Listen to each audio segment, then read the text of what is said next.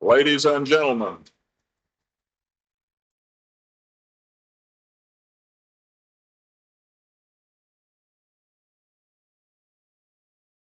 ladies and gentlemen, our national anthem.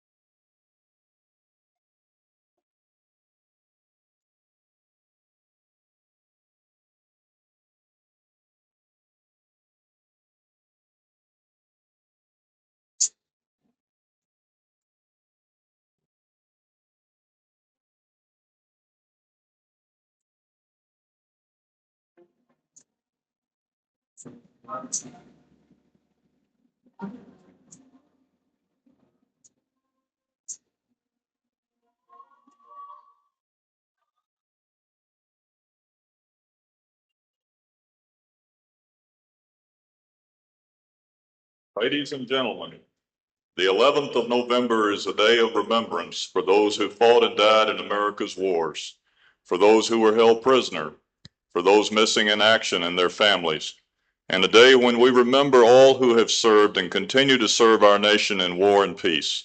We pause now to honor their sacrifice, to reaffirm our commitment, and to pledge, as the refrain of TAPS is sounded, that we will not forget.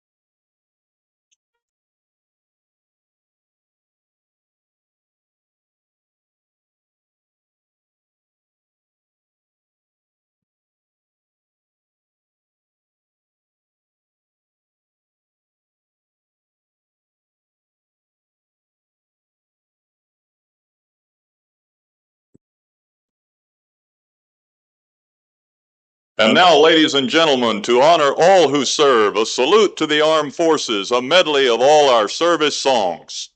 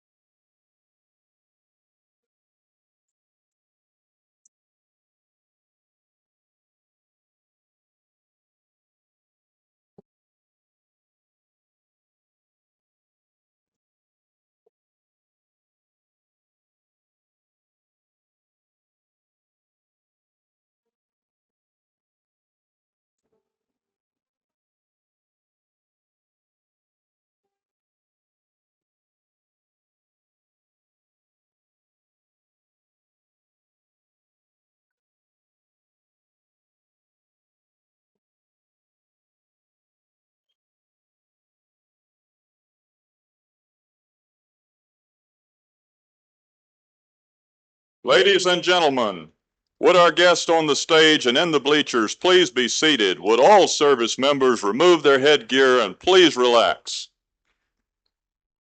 At this time, it is my pleasure to introduce to you Lieutenant General Larry Boese, Commander of the Military Forces in Alaska. Ladies and gentlemen, Lieutenant General Boese.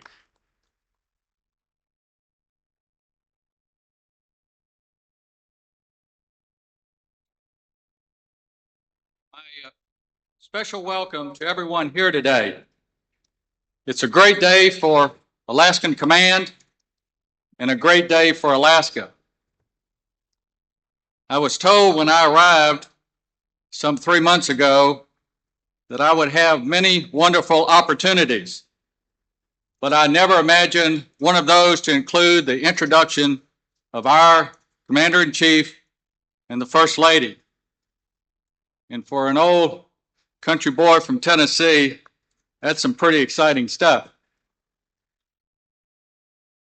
Sir, we're pleased to have so many special guests with us today. We're honored to have with us Governor Wally Hickel, Alaska's senior statesman, Senator Ted Stevens,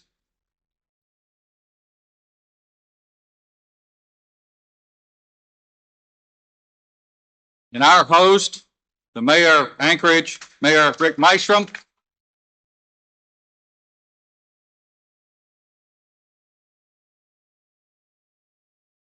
Also are assembled our component commanders of Alaskan Command, representing all the services and leadership from our Canadian partners and the Alaska National Guard. We are also fortunate to have leaders and members from veterans organizations throughout the state to commemorate this Veterans Day.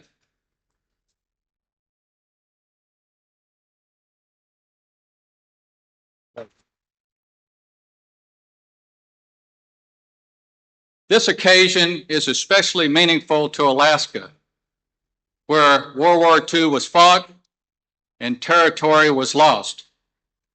It was regained through the bravery and sacrifice of heroes such as Army Private Joe Martinez, a Medal of Honor winner from the Battle of Attu, Navy Captain James Russell, Patrol Squadron Commander in the Aleutians, and the Viking warrior, Army Air Corps Colonel William Erickson. These are names that still live in our memory as we honor all veterans, both past and present. Today, our more than 24,000 military members here in Alaska carry on this proud tradition.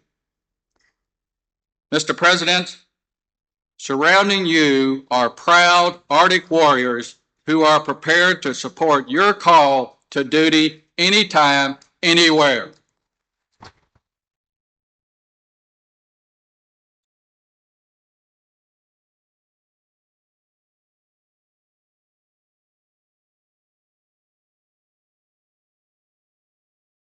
Also, standing with them, as always, are their families, the spouses and children who make their dedicated service to our nation possible.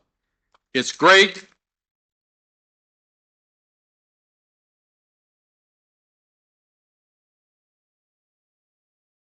to have them so well represented here today. Sir, we followed your hectic schedule the past few weeks, from talking to our troops in Kuwait to making historic opportunities for peace in the Middle East.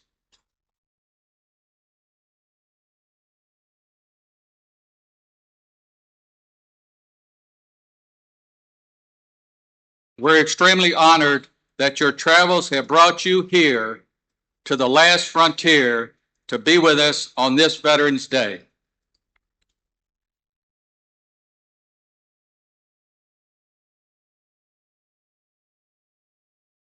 Ladies and gentlemen, a special Arctic Warrior welcome for our 47th President or 42nd President of the United States and our Commander-in-Chief, President Bill Clinton. Thank you. Thank you very much, General Bosey, Mrs. Bosey, General Cox, General Case, General Needham.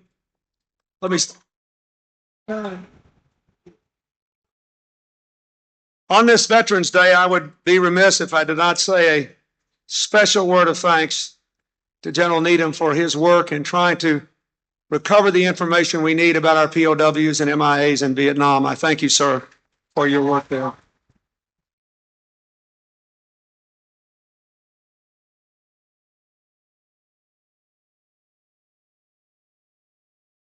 Governor Hickel, Senator Stevens, Mayor Mystrom, former Governor Sheffield, and ladies and gentlemen, I'm glad to be here in Alaska. I have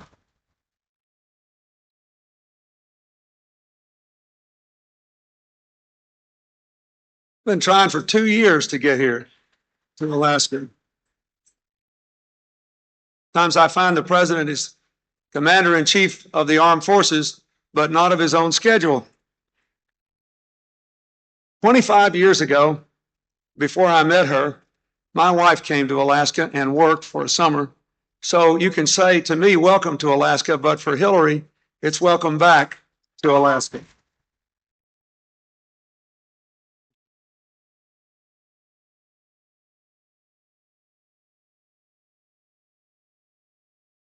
I've heard so much about it, I always felt that I had imagined it, seen it all in my mind. You know, those of you like me who've been married for a while, we've told each other the same story so many times. I feel that I could tell you what it was like when I worked in Alaska 25 years ago. But I'm glad to be here to see the real thing. I've also heard a lot about Alaska from another group, the veterans of the 208th Coastal Artillery, a National Guard unit from my home state of Arkansas that defended Dutch Harbor in the Aleutians during World War II. One of my best friends and one of my former chiefs of staff lost his brother in that brave struggle. And I just want you to know that I know you're a long way from the rest of our country territorially, but we're proud to be here in the United States and proud of the contribution that Alaska has made to the United States of America.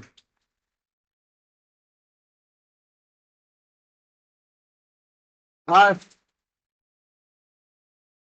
am especially pleased to be here on Veterans Day because, as all of you know, Alaska is veteran country, the state with the highest concentration of both current armed forces personnel and former servicemen and women in the entire State of the Union.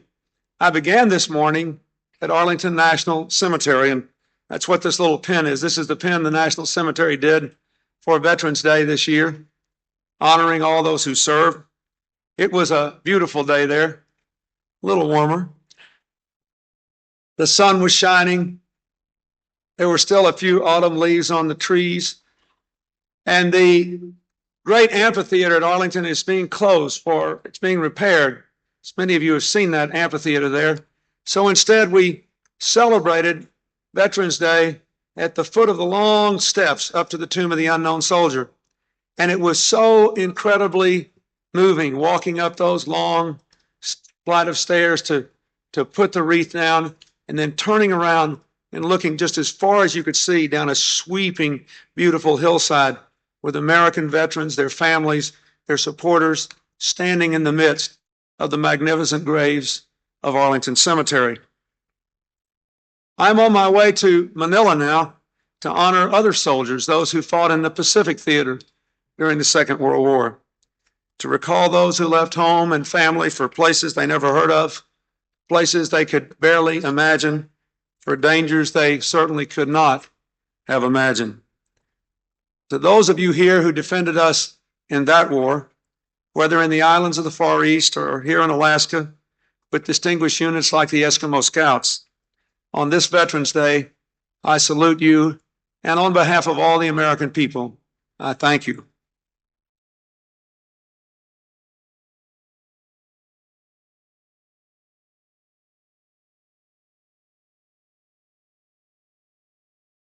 We also honor and remember all those who in war and peace have given so much to America so that we could remain free and strong.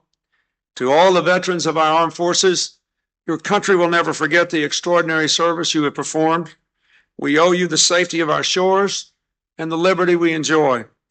We have a special obligation to all of you who are veterans, even when your service in uniform ends. The country's service must continue. In recent weeks, I signed into law 2 bills that address the concerns of thousands of veterans.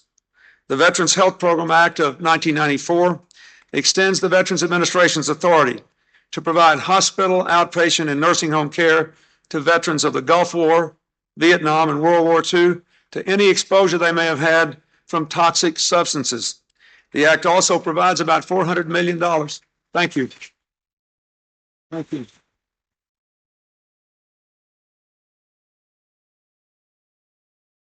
The act also provides nearly $400 million for the VA to build, lease, and repair medical facilities around our country. The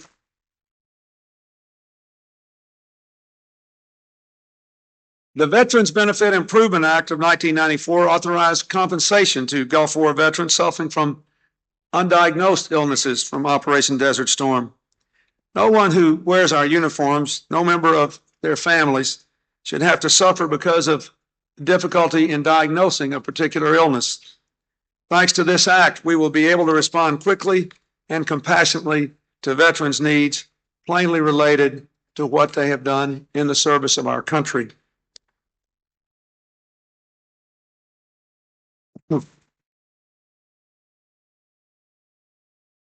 Today, We also must pay tribute to those of you who at this very moment are standing watch for freedom, demonstrating skill and professionalism here in Alaska and around the world.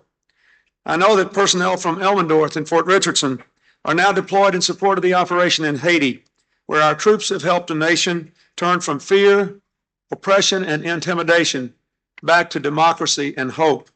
And I thank you for that.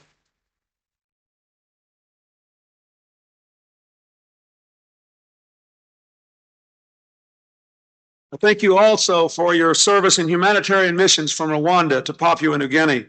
You have shown that we stand by our ideals. Thank you.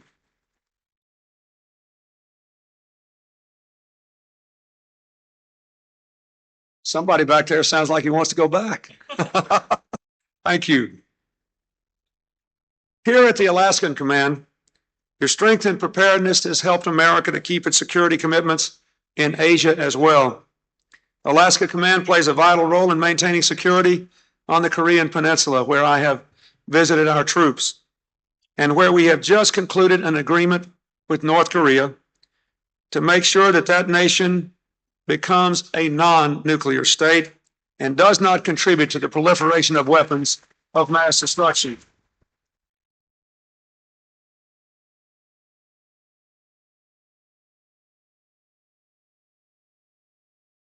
And finally, I thank you for your support of our troops in the Persian Gulf, where we move with amazing speed and strength to make sure that Iraq poses no threat to its neighbors or to the stability of the vital Gulf region. I thank you for your contribution in that.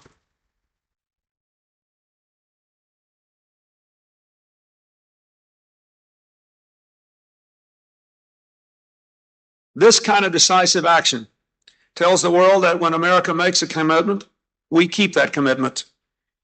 And I want you to know that we all understand it is your strength, your ability, your preparedness, and your devotion to duty that makes it possible for me as president to make and keep commitments on behalf of the United States. We are all in your debt on this Veterans Day for that, and on every day.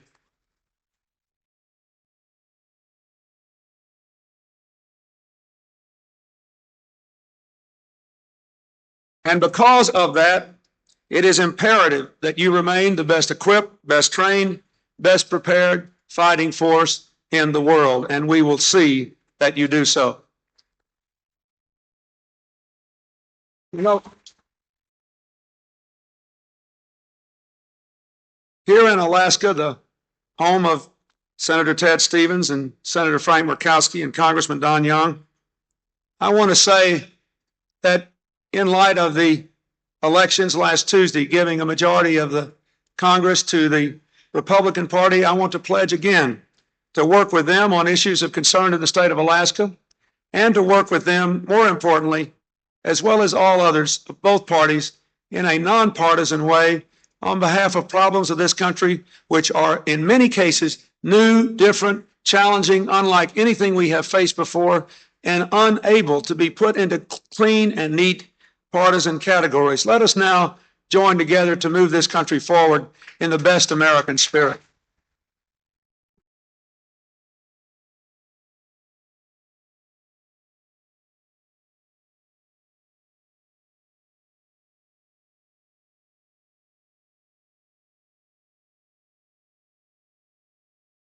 All over our country today, we have a unique situation, as far as I know, in the history of America.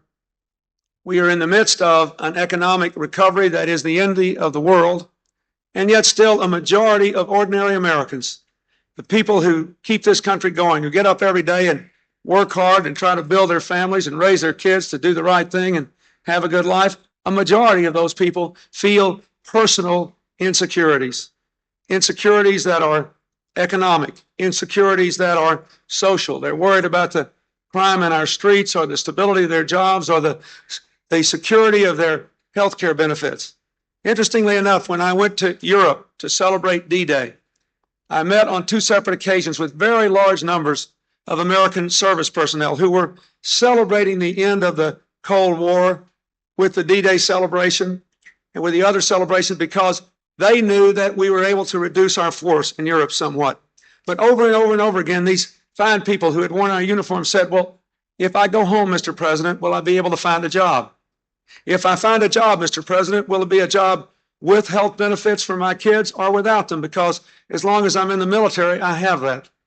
This is a significant new development in the history of our country, where because of the radical changes in the global economy and because of social problems we've been dealing with in our nation for 30 years now, you have a majority of ordinary Americans feeling uncertainty in the midst of developments which appear to be very, very hopeful. Well, I can tell you that both are true. The events are hopeful, the trends are good, but the reasons for insecurity and uncertainty are real. We have to continue to work together to reduce the size of our government where it is too big, to make sure that you get better value for the dollar, to make sure that people at the state and local level where folks are in touch with the grassroots realities have more freedom to pursue reforms in their schools and their welfare systems and their healthcare systems. We have to do what we can also together to keep this economic recovery going so that we not only get more jobs, we get higher paying jobs and greater stability and security and support for those jobs. Finally, this year, after a very long time, we are beginning to see high wage jobs come back into the American economy, more this year than in the previous 5 years combined. But folks, make no mistake about it. You here on America's frontier know that we are in a global economy. Know that we have to fight and struggle for every single opportunity we have. And know that we have to be as competitive, as efficient, and as dominant where we can economically as we are militarily. Your strength must be mirrored in the strength of every American business, every American community, and every American family. If we can equal your performance economically, we will do just fine well into the 21st century for our children and our grandchildren.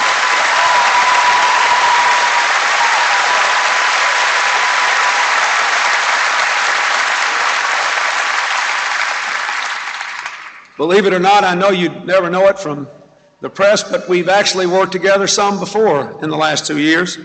I would like to thank Senator Stevens and Senator Murkowski for supporting the Family and Medical Leave Act, which made it possible for 66,000 people here in Alaska to take a little time off when a baby was born or a parent was sick without losing their jobs.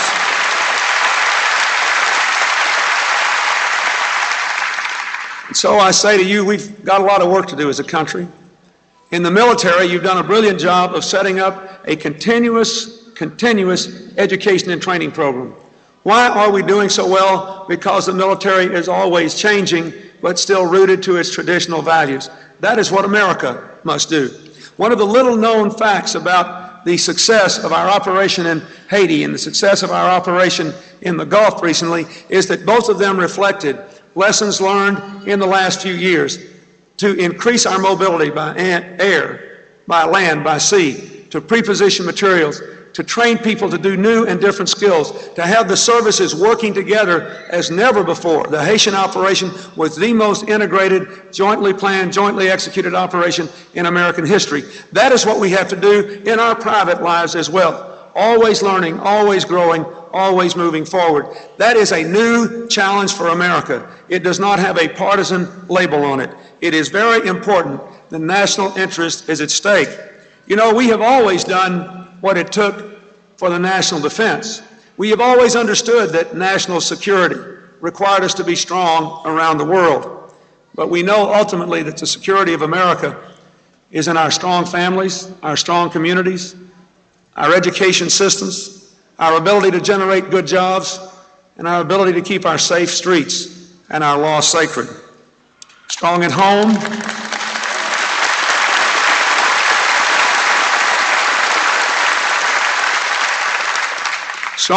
and strong abroad. On this Veterans Day, I want to say that among my most prized possessions as president are the coins that I get whenever I visit any base, any unit. I now must have 100 on a big table in the Oval Office. Anybody that comes in to see the President of the United States sees a big flat table covered with military coins from all over the world and all over the United States. a constant reminder of the service that you have rendered to our country. And I ask you to think about that on this Veterans Day. Being strong abroad and being strong at home are two sides of the coin we should have for America, and we should leave to our children. God bless you all, and God bless America. Thank you.